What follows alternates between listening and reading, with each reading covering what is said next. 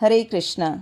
वर्ष की सभी एकादशियों में से विशेष देव उत्थान एकादशी जो कुछ ही दिनों में आने वाली है।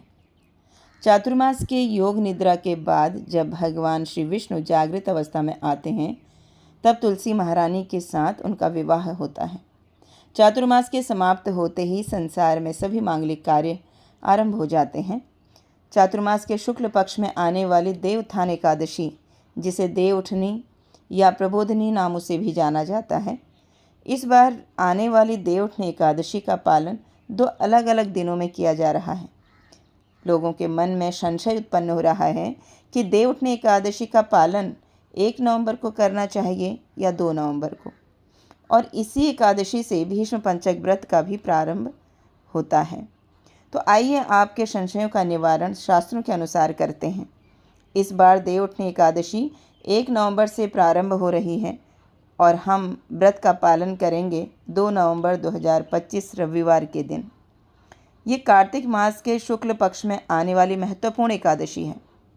एकादशी व्रत का पारण 3 नवंबर 2025 सोमवार को सुबह 6:43 से 10:21 के बीच रहेगा।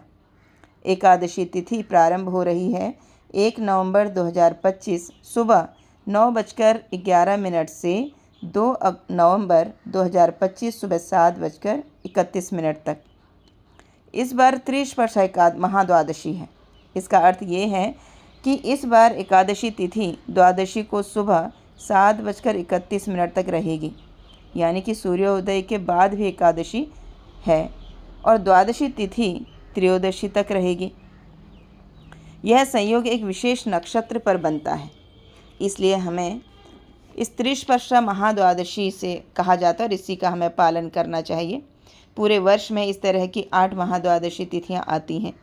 भले इस बार एकादशी 1 नवंबर से प्रारंभ हो रही हो, यदि आप उसका पूर्ण फल प्राप्त करना चाहते हैं तो इसका पालन 2 नवंबर 2025 रविवार के दिन ही करें। शास्त्रों में वर्णन आता है कि जब इस प्रकार की त्रिस्पर्शा एकादशी आती है तो उसका पालन महाद्वादशी के दिन ही हमें करना चाहिए। पद्म पुराण और मार्कंडेय पुराण में वर्णन आता है कि जो व्यक्ति इन 8 महाद्वादशी का पालन नहीं करता उसे संपूर्ण सृष्टि के प्रलय होने तक यमपुरी में वास करना पड़ता है। इसलिए द्वादशी पर ही एकादशी व्रत का फल प्राप्त होता है। इसलिए मन में कोई संशय न रखें। महाद्वादशी के दिन ब्रह्म मुहूर्त में जागकर स्नान आदि करके भगवान की पूजा करें, हरे कृष्ण महामंत्र का अधिक से अधिक जप करें, हरि कथा का श्रवण करें और अगले दिन निर्धारित समय पर व्रत का पारण करें। जब आप महाद्वादशी को व्रत का पालन करते हैं तो त्रयोदशी को पारण करना चाहिए।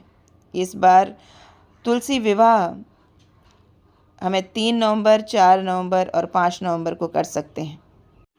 आशा करते हैं हमारे प्रयासों से आपका संशय दूर हुआ होगा। हरे कृष्ण।